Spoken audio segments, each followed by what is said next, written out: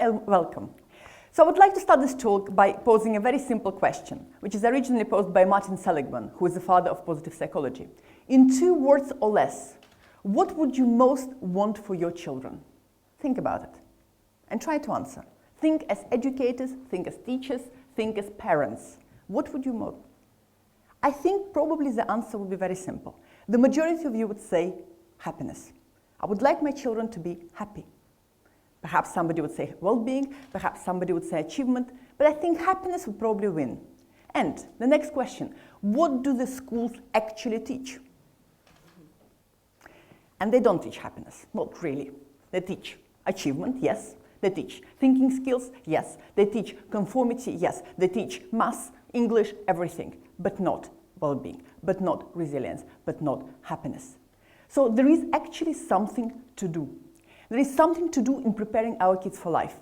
If you imagine the future for your kids, what is this future going to look like? This future, do you think they're going to have a job for life? Chances are not. Do you think they're going to stay in the same place? Probably not.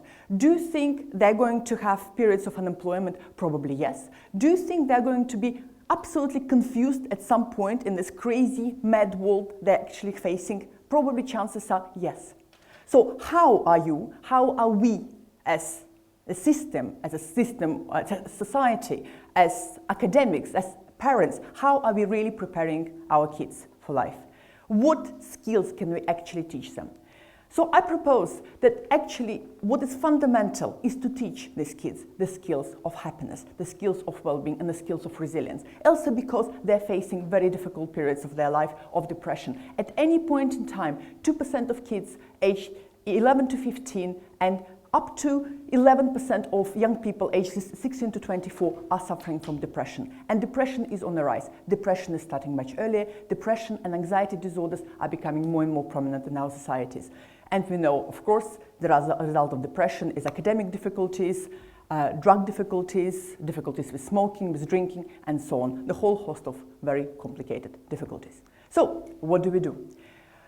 Why teach happiness and well-being? Apart from talking about the negatives, apart from talking about problems and the problems our kids are going to face, there are actually some positives about happiness and well-being. And some positives include, for example, creativity. People who are happy are much more creative. They actually produce more. They're able to experiment with new information. They're able to think about new information. They're able to persist at tasks. They're actually able to concentrate better. They're able to achieve more and to have higher academic success. These people are also more optimistic. And why is optimism important? Optimism actually leads to resilience. I'll tell you a story.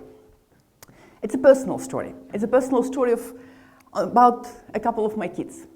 So once upon a time, about 3 years ago, I decided to take 2 of my kids to India. Well, we got on a plane. We booked the whole trip in India, a very sophisticated trip, about 4 different places to travel around. And we got in, we took off, and then the air hostess brings around those landing cards. So I start filling them in. And it's written there, visa number. What visa number? Do you know that to go to India with a British passport, you need a visa? Not many of you do. I didn't. I didn't get the visa. I didn't think about the visa. I just booked the trip for 2 weeks. A very, very good, sophisticated program, but no visa. So, how does it link to optimism and resilience? Well, I stopped crying in Heathrow. My 10-year-old at that point, who is very high in emotional intelligence, spent the whole flight there and back, cuddling me and saying, "Mom, it's okay. It's not the end of the world. It's all right. We're going to get through." And my oldest son, 12 at that point, who's very, very, very high on optimism, well, it took him about 20 minutes to turn around and say, "Mom, you know what? I think it's not the end of the world at all. I'm actually enjoying this trip very much. I have this feeling that I'm going to be able to play my Game Boy as much as I want, and you're not going to tell me off." So I can guarantee to you, optimism does result in resilience. I have the first-hand proof of it. Well, there are some other benefits. In fact, well-being does lead to longevity. There is a very famous study of positive psychology actually demonstrating that nuns who were much happier lived about 9 years longer than nuns in the same convent who were actually less happy. Optimism does lead, well-being does lead to less vulnerability to illness. If you put happy people in a lab and expose them to cold, they're actually much less likely to catch it, as demonstrated by the weight of the tissues as a result. Happy people are much more sociable, they're more trusting, they're more helpful, they're actually less hostile, and they're overall better people, so not necessarily self-centered. So hopefully I actually demonstrated to you that teaching well-being and happiness does make some sense. So how can we teach happiness? Where should we teach happiness? I propose first of all at school and of course at home. But what are those skills that we need to teach? First of all, we need to teach what happiness is not. And what happiness is not is, first of all, it's not pleasure. Pleasure is nice, pleasure is very pleasant. I like massage as well. But massage actually doesn't buy you long-term happiness, unfortunately. Massage doesn't protect you from lots of important events in life. What is happiness is not as well? It's actually not beauty. We strive for beauty. Look at all the magazines, look at all the media, look everywhere. We all strive for beauty. Yet, more beautiful people are actually not happier, in fact, than the rest of us. Happiness is not money. Happiness is not about money. Because, very simply, people who are much richer are only a little bit, tiny little bit happier than the rest of us. So money doesn't buy happiness either, and happiness is not power. In fact, all of this contribute to the phenomenon very well known as affluenza. So this is precisely what is not happiness. What should we teach? Well, one of the skills to teach is how to cope with the so-called tyranny of choice. We all know that choice is good, right? We are all in a system where we are exposed to choices. And yes, some choice is good, but not too much choice. The problem is when we're exposed to too much choice, when we have 220 pairs of trainers in front of us, and we don't know which ones to buy, this choice is actually not helpful, because when we're exposed to too much choice, it actually has the opposite effect. We shut down. We are not able to choose. And the more we try to choose, the more we try to actually maximize, the so-called phenomenon of maximization, the less happy we actually become. So one skill to teach is how to choose, and which situations to choose, and which situations we can actually refuse from making a choice. Another skill to teach is about the danger of comparison.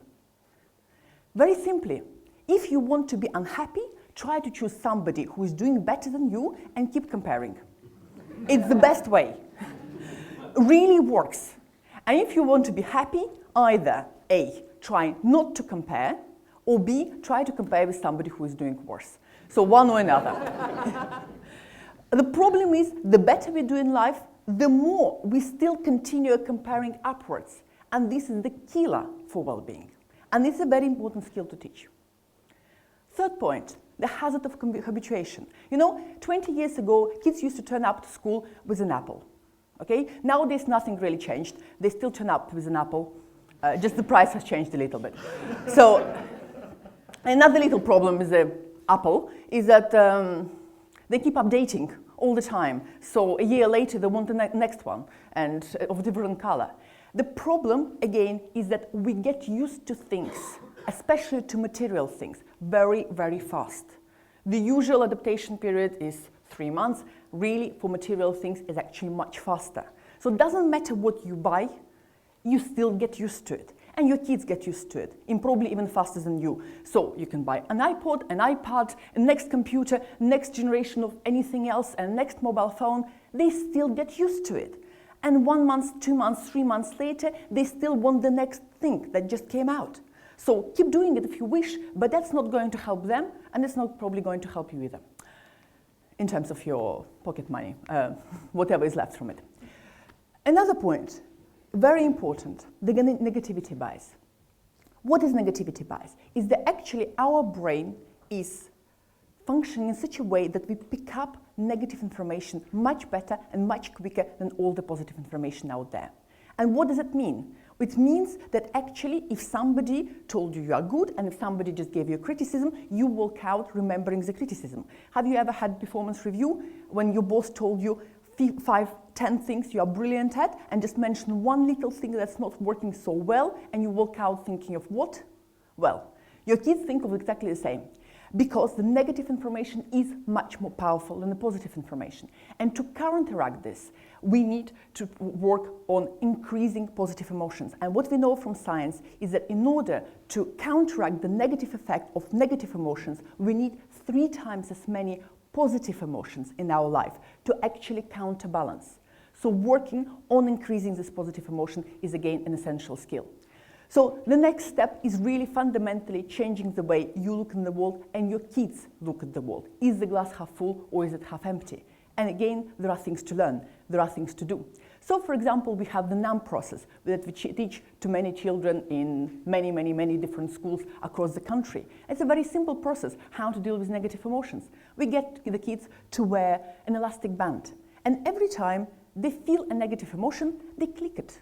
Okay, very simple. When we first introduced it to teachers though, the teachers turned around and said, do you really think I'm going to give my 30 boys elastic bands?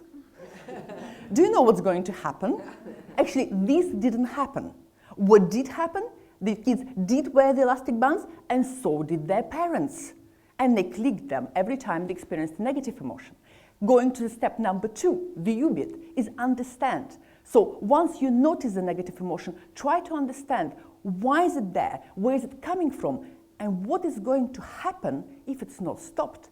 What going to be the spiral effects of this negative emotion? Step number 3 is manage. How do we manage negative emotions? Some of this we know spontaneously, some of this we actually need the science to tell us. So the best way to manage the negative emotions is to remember the acronym ACT, which is active, calming, or thinking interventions. Active interventions, the best one is exercise. If you have a chance to go for a run around the block when you are stressed out, that's the quickest and the best solution, completely scientifically proven. If you have a chance to calm down and meditate for 2 minutes, we know, for example, that schools that have done meditation trials with all of their kids are showing remarkable results. Again, this is one of the best ways to calm down negative emotions. And if you have a chance just to think, okay, taking everything into account, what good is in this situation, again, that would help as well.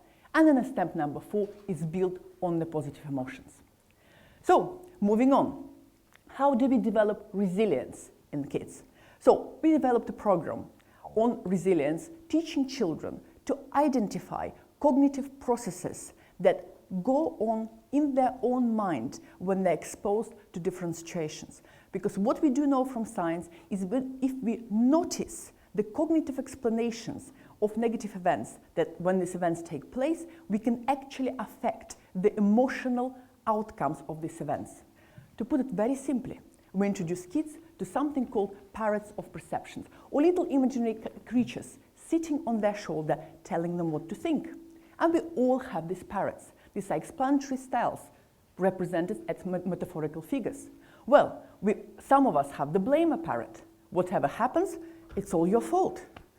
Some of us have the judge parrot. Whatever happens, it's not fair. It's not fair. The system is all against me. It's absolutely not right.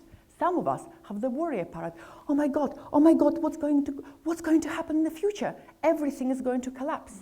Some of us have the faulty parrot. It's all my fault. It's all my fault. I didn't prepare well enough. It's all my fault. Some of us have the loser. My God, I'm useless. I'm just useless. I want to disappear somewhere, you know? And some of us, especially teenagers, have the whatever parrot. Does it look like I care? Okay, you recognize this one, don't you? I have it every day from 4. Okay, once you recognize the parrot, then the next step is to consider, is the parrot right or wrong? We actually put the parrots on trial and look for alternatives and evidence. And usually, it turns out that the parrot is not completely right. It may be a little bit right, but usually a little bit wrong. If somebody has just failed an exam, yes, perhaps the teacher is against them and really selected all the wrong questions, but there is a good chance that they actually didn't prepare well enough either. So it's about thinking and learning to think in such a way that you actually balance the evidence and alternatives and you actually come out with an accurate perception of reality. So think about your own personal aviary after this talk. Well, another step is to develop resilience muscles. Resilience is developed when we have family, friends, and close people around us to help us in difficult situations. Resilience is developed when we know what our strengths are, what we are really, really good at. Resilience is developed when we have the high level of self-efficacy or have some evidence from the past that we were able to overcome difficult events in our past previously. And resilience is developed when we have positive emotions in our life. And research does show that, in fact, when you teach children these skills, their resilience does go up and actually continues staying up a year later. And research does show that when you teach these skills, their depression levels do go down, and even if they do come back up later on, they're actually still lower than in a control group, because what is happening during teenagehood, that actually, unfortunately, depression keeps rising year by year. So, as already mentioned before, I am a psychologist. And I do know all of these things from science, but not only from science. These are my life qualifications, minus the monkey. Between me and my husband, we have 4 teenagers and 1 baby. Teenagers aged 13, 14, 15, and 16. So I do live this every day. Of course, every day, or nearly every day, I have an ill baby or a child. Every day, I have somebody forgetting something. Every day, I have either cigarettes in the bag or bad note from school, bad mark from school, of course. And this is the actual life. So can you build resilience and well-being during these circumstances? Yes, you can. It takes a lot of patience. It takes a lot of patience, but it is possible. And just to finish, one of my current projects, I'm working with the Government of Bhutan to develop guidelines for UN on how to develop happiness-based public policy. And there is a lot of really good work going on this project. And I would like to finish with the quote from this project on positive education. We see education for well-being as contributing to a solution of achieving the new economic paradigm, especially if it is guided by the values of altruism, compassion, respect, responsibility, indigenous values, and becoming a complete human being. In fact, we believe that education that shows concern for others enlarges the person rather than diminishes their uniqueness. Becoming a good human being is about learning to take greater pleasure in contributing to the flourishing of others than your own. Thank you very much.